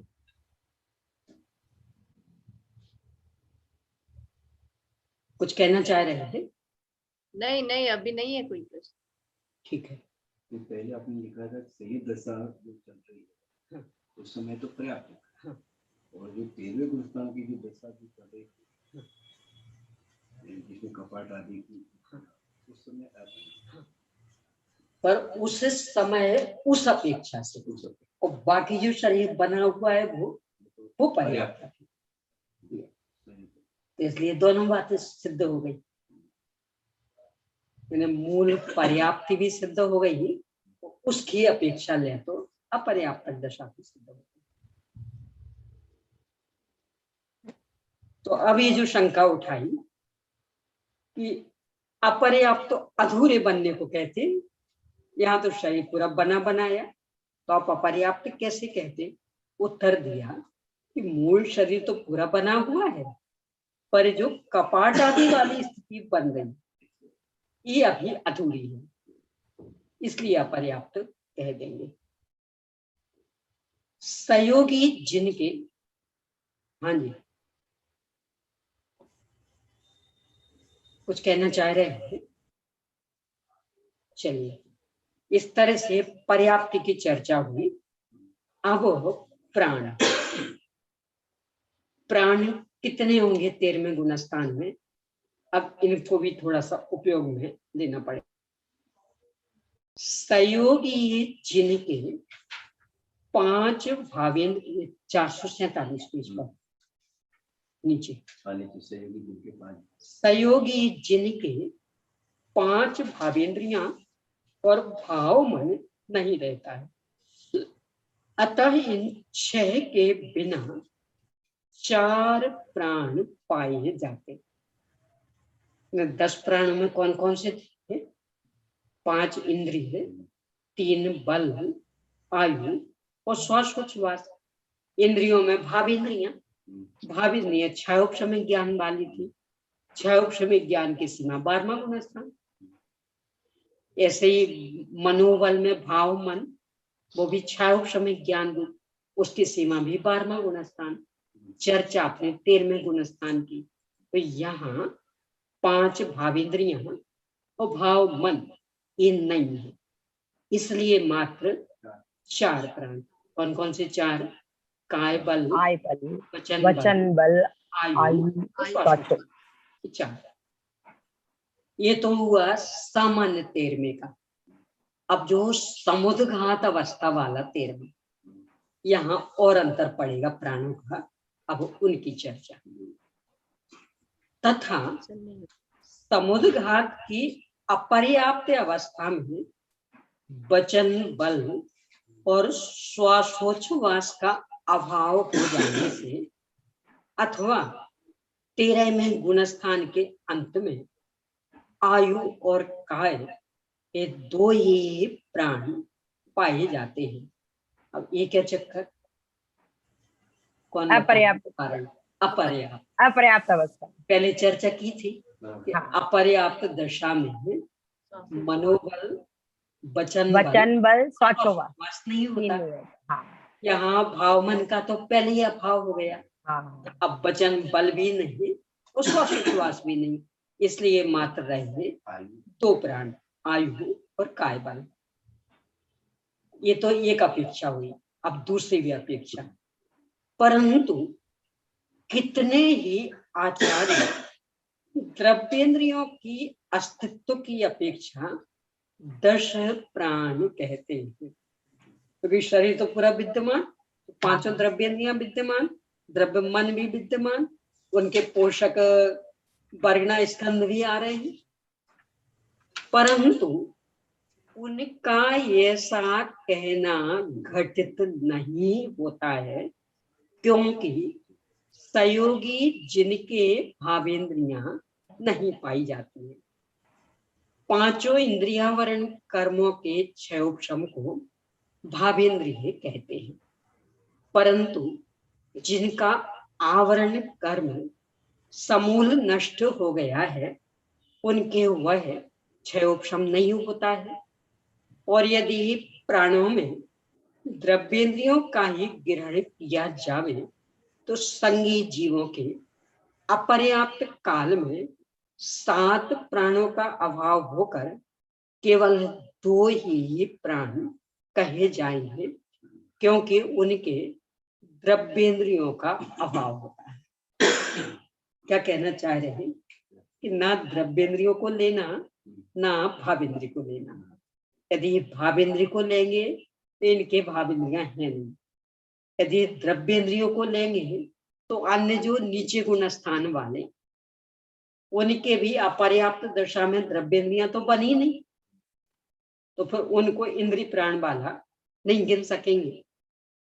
अतः यह सिद्ध हुआ कि सहयोगी जिनके 4 तथा 2 ही प्राण होते हैं, यानी सामान्य दशा में 4 काय बल, वचन बल, आयु, श्वासोच्छ्वास, और समुद्घात दशा में वचन बल भी नहीं, श्वासोच्छ्वास भी नहीं, तो आयु और काय बल।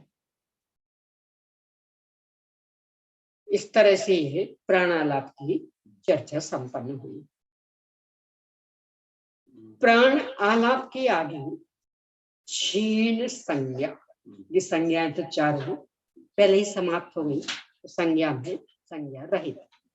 गति में मनुष्य गति, जाति में पंचेंद्रिय जाति, त्रस में तो काय में त्रस काय।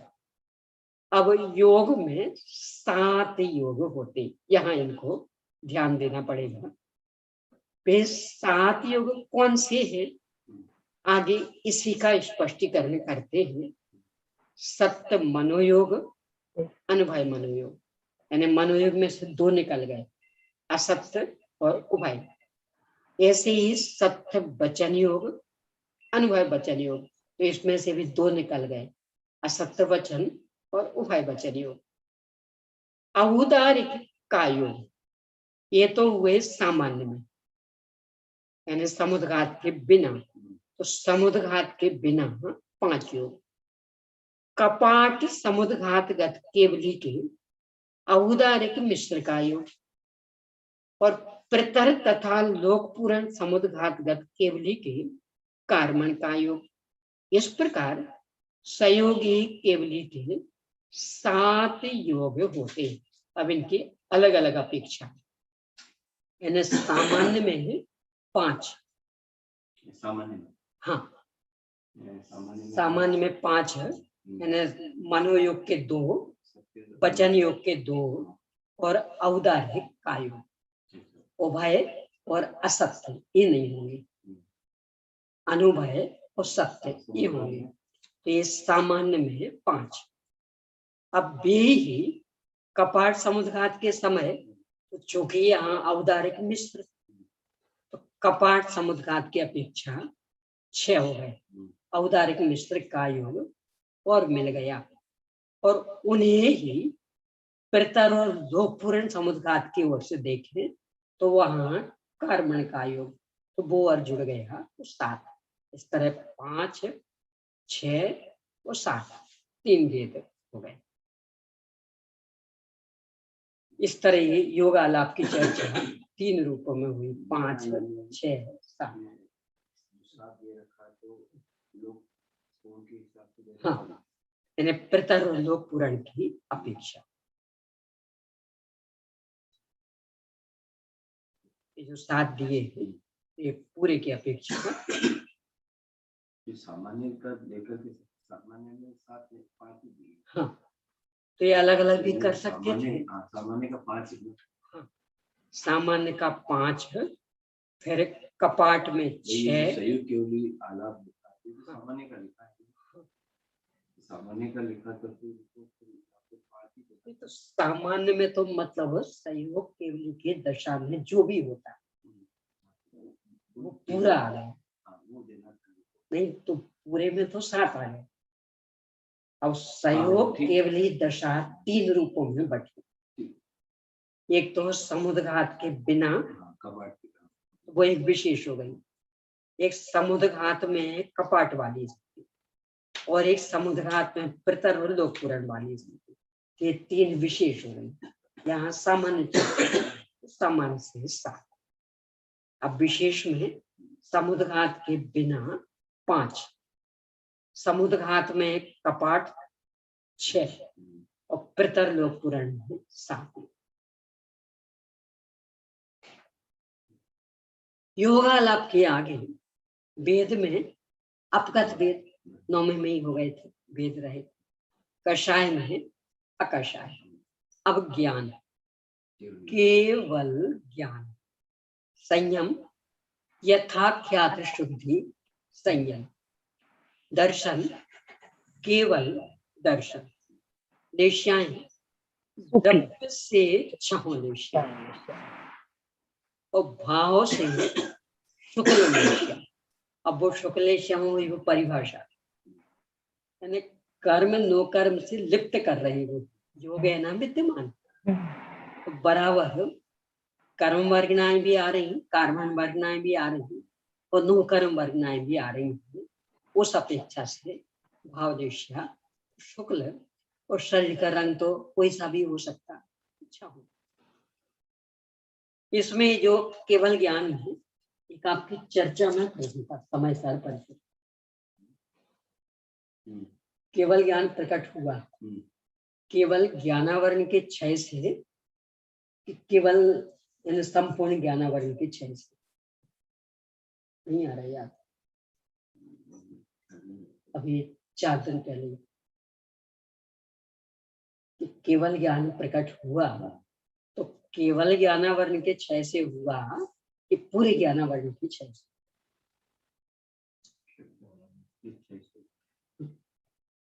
तो उत्तर है कि पूरे ज्ञानावरण के क्षय से। तो फिर वहां केवल ज्ञानावरण क्यों लिखा? उसका कारण ये कि केवल ज्ञानावरणीय सर्वघाती, बाकी 4 तो देशघाती। तो सर्वघाती गई तो देशघाती तो अपने आप चली गई, इसलिए केवल ज्ञानावरण। मैंने प्रश्न स्पष्ट था कि जब जब भी लिखा मिलेगा तो केवल ज्ञानावरण के क्षय से केवल ज्ञान प्रकट हुआ, जबकि ज्ञानावरण की तो 5 प्रकृतियां हैं। कहीं ये भी लिखा मिल जाएगा ज्ञानावरण के क्षय से, पर अलग अलग देखेंगे तो केवल ज्ञानावरण के क्षय से केवल ज्ञान मिलेगा। तो इसका मतलब बाकी 4 प्रकृतियां विद्यमान, क्यों ये कह रहे हैं कि केवल ज्ञानावरण के क्षय से केवल ज्ञान, तो मति ज्ञानावरण आदि विद्यमान कितना? क्यों? इसलिए कि केवल ज्ञानावरणीय सर्वघाती प्रकृति, बाकी 4 देशघाती हैं। तो देशघाती सर्वघाती के जाने पर टिके नहीं सकती। तो जहां सर्वघाती गई तो देशघाती भी गई, यानी पूरा ज्ञानावरण गया।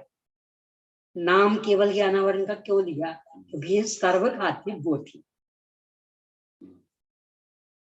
देखो ये ऐसा ले लेना, अपने यहाँ जो मरण का व्यवहार होता है ना, बाकी और कोई प्रसंग बना हो तब तो कैसा इस कारण चलेगा, इस कारण चलेगा, और वैसा कोई नहीं तो हार्ट फेल होता है।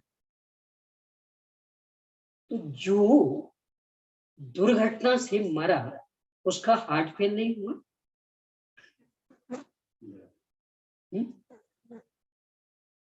जो कैंसर से मरा उसके हार्ट फेल नहीं हुआ? और अकेला हार्ट फेल ही, किडनी भी फेल, और जो भी होते सब फेल हुए, तो कहा क्यों नहीं? ये यानी हार्ट फेल हुआ तो सब फेल हुए हैं, ऐसा नहीं कि अकेला हार्ट फेल हुआ, किडनी तो बढ़िया, बाकी अवयव बढ़िया। ये हार्ट फेल हुआ तो सब फेल हुए, पर चूंकि हार्ट का स्थान को विशेष महत्व और बाकी बीमारी से भी मरा, तो उसमें भी कोई ऐसा थोड़ी कि हार्ट सुरक्षित रह गया, उसमें भी सभी फेल हुए। पर चूंकि वो प्रसंग दिख रहे थे तो हमने उनको मुख्य कर दिया। ये मुख्यता गुण था होती, ऐसे ही यहाँ कर्म में समझना। अपने जैसे इसके प्राण की जब चर्चा कर रहे थे तो अपने 4 प्राण बताए। यानी सूक्ष्म वाले जो 5 इंद्रियां हैं, मन उनको नहीं, और जो विषय की चर्चा चल रही है तो अपने द्रव्य की 6 फिर चूंकि शरीर तो विद्यमान है, यहाँ पर तो शरीर विद्यमान है, तो उसमें ये कि इसीलिए ही तो शरीर विद्यमान की बात कर नहीं, रहे तो हैं। इसीलिए तो इन्होंने दूसरी मान्यता का भी निरूपण कर दिया ना, कि कितने ही आचार्य 10 प्राण ही मानते हैं, वो हमें भी स्वीकार, परंतु तर्क से यदि देखें तो यदि आप द्रव्येंद्र को मुख्य करते हैं तो अपर्याप्त दशा में जब द्रव्येंद्री नहीं बनी थी वहां कितने प्राण? देखा जाए तो इनकी बात ही मानी है, 4 मानी है, या फिर वेश्या में भी इनको, हाँ तो वो मान रहे हैं ना, इसलिए इसलिए प्राण में तो डाल दिया इन्होंने। आप प्रकरण समझिए, प्राण विग्रह गति से शुरू हो गए, वहां शरीर से लेना देना नहीं है, और लेश्याएं ये द्रव्य लेश्या शरीर से संबंध रख रही, तो विग्रह गति में तो शुक्ल लेश्या थी, और मिश्र दशा में कापुलेशिया, वो 6 में गर्भित हो ही गई, और बाकी भी। प्राण में ऐसा नहीं था, प्राण में के बिना प्राण गिने जा रहे थे। 5 इंद्रियों में द्रव्येंद्र तो नहीं बनी थी, तो वो तर्क यहाँ दिया, यदि द्रव्येंद्रियों को लेकर के आप प्राण गिनते तो वो जो नए शरीर बनने की स्थिति थी वहां द्रव्येंद्रियां तो नहीं है, तो फिर कैसे 5 इंद्रिय गिनोगे? और भावेंद्रिय का गिनते तो केवल भगवान से टकराती है बात, यहाँ भावेंद्रियां नहीं। इसका इंद्रिय प्राण में भावेंद्रिय की मुख्यता, और यहाँ भावेंद्रियां नहीं है, इसलिए उनका अभाव। द्रव्येंद्रियों की मुख्यता नहीं है, क्योंकि यदि द्रव्येंद्रिय को मुख्य करेंगे तो जो जन्म के समय जब तक द्रव्येंद्रियां नहीं बनी तब तक उनको इंद्रिय प्राण वाला नहीं मान सकते, और जबकि इंद्रिय प्राण वाला तो अपर्याप्त दशा में ही मान। ये तर्क से सिद्ध किया औचित, और औपचारिक तो वो तो निरूपण की गई, वो मान्य औपचारिक। 10 प्राण आचार्य कह रहे कि मन, परंतु तर्क से विचार करेंगे तो ये समस्या आ गई। इसका मतलब वो औपचारिक कथन, क्योंकि फिर जो औदारिक मिश्र, वैकृक मिश्र, यहाँ फिर आप इंद्रिय प्राण नहीं कह पाएंगे, क्योंकि यहाँ द्रव्येंद्रिय नहीं कि भावेंद्रिय की अपेक्षा, तो फिर आप केवल ही भगवान के नहीं कह पाएंगे, क्योंकि यहाँ भावेंद्रियां नहीं। इसका मतलब प्राण में द्रव्येंद्रिय भावेंद्रिय को गौण रखना, केवल भगवान की अपेक्षाएं। भव्य सिद्ध अवसम्य एकमात्र छाई, यानी 12वें से अवकेल छाई, औपशम्य की स्थिति 11वें तक थी। अब संगी असंगी, संगी और असंगी विकल्प से रहित। क्यों? क्या? भाव मन तो भाव है नहीं, है नहीं, तो संगी नहीं कह सकते। और जो उनके कार्य देखे जा रहे हैं अत्यंत सुव्यवस्थित सुगठित, इसलिए असंगी नहीं कह सकते, क्योंकि असंगियों के कार्य तो अव्यवस्थित होते हैं। तो यहाँ पर क्या कहना, न संगी न असंगी, दोनों से रहित। आहारी अनाहारी, ये दोनों कैसे? ये पर्याप्ति की अपन चर्चा कर रहे थे जीव समाज की, तो वहाँ अपन ने संगी पर्याप्ति कहा, और यहाँ अपन संगी की जब चर्चा कर रहे हैं तो अनुसंगी बोल रहे हैं, तो इसका कारण क्या है? देखो, जीव समास में चूंकि मन की अलग से मुख्यता नहीं थी, वहां तो पंचेंद्रियों को 2 भेदों में रखा था, संगी असंगी, उस अपेक्षा से गिनाया। यहाँ पर भी फिर ऐसे देखो अलग अलग दृष्टिकोण हो गया। देखिए ऐसा नहीं, भाई साहब को श्रोता में गिनना कि नहीं गिनना? ऐसा है बस, यानी उपस्थित हैं इसलिए श्रोता भी है, और शास्त्र तो नहीं देख रहे, अश्रोता भी कह सकते। ऐसे ही है, यानी जीव समास में जो 14 भेद बनाए थे, तो उनमें 2 भेद संगी को लेके थे। जब उस दृष्टि से हम देखेंगे केवली भगवान को, तो असंगी में तो नहीं रख सकते, इसलिए तो संग। अब यहाँ मन ही मुख्य हो रहा है, यानी यहाँ वो जीव समास मुख्य नहीं, यहाँ मन ही मुख्य।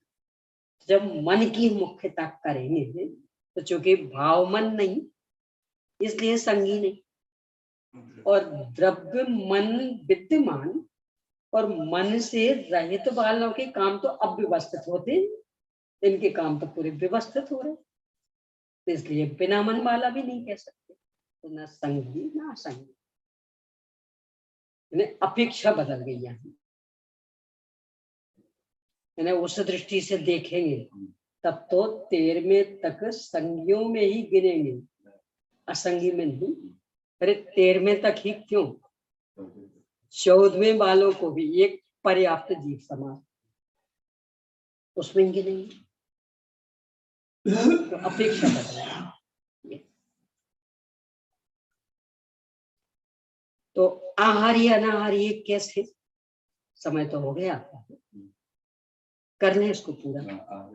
यानी बाकी जो संयोग केवली दशा थी समुद्रघात के पहले वाली, उस अपेक्षा आहारी, और जो प्रतर और लोक पूरण वहां कार्मन का योग था, उस अपेक्षा अनाहारी। तो आहारी अनाहारी दोनों, साकार तथा अनाकार, इन दोनों उपयोगों में युगपथ उपयुक्त होते, क्योंकि केवल दर्शन केवल ज्ञान एक साथ प्रवृत्त होते। इस तरह से ये 13वें गुणस्थान संबंधी आलाप संपन्न है। विशेष चर्चा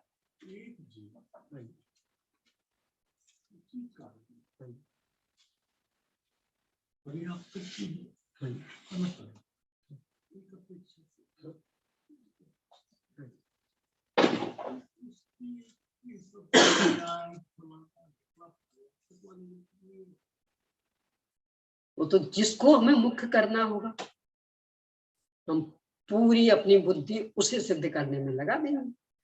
यदि हमें पर्याप्त कहना होगा तो उसमें, अपर्याप्त कहना होगा तो उसमें, और जबकि वो है दोनों। अपेक्षाओं का यही तो कमाल है, स्यादवाद इसलिए तो आवश्यक होता है।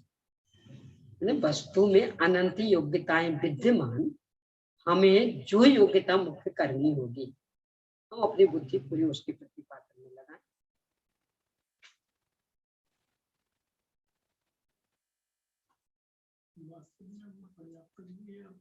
हाँ, ये दोनों योग्यताएं एक साथ चल रही, यानी मूल शरीर पूरा बना बनाया, कोई उसमें कमी नहीं आई, और फिर भी ये सब भी चल रहा है।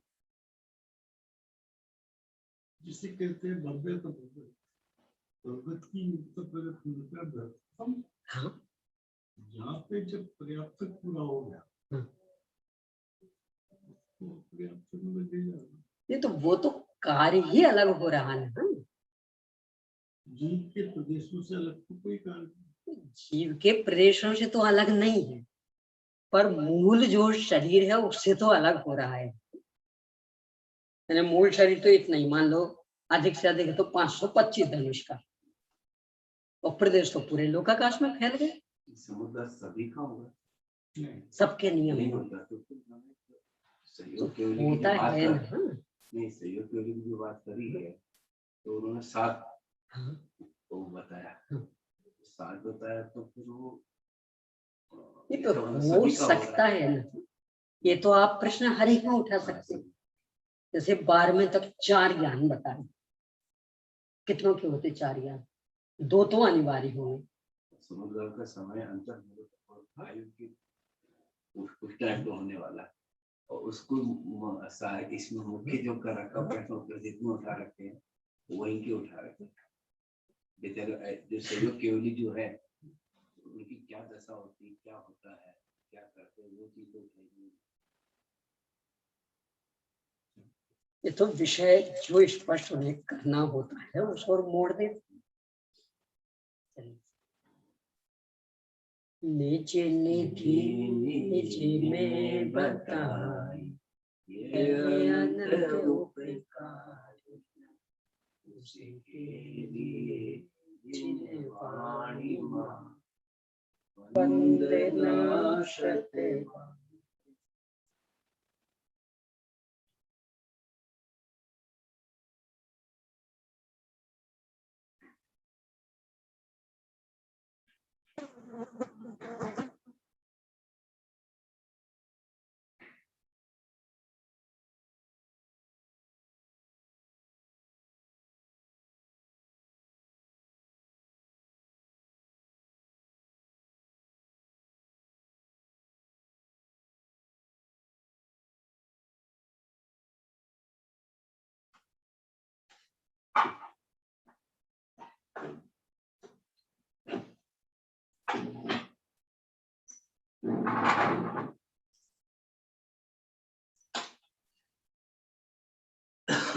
विद्वान संगमयी जिनवाणी माता की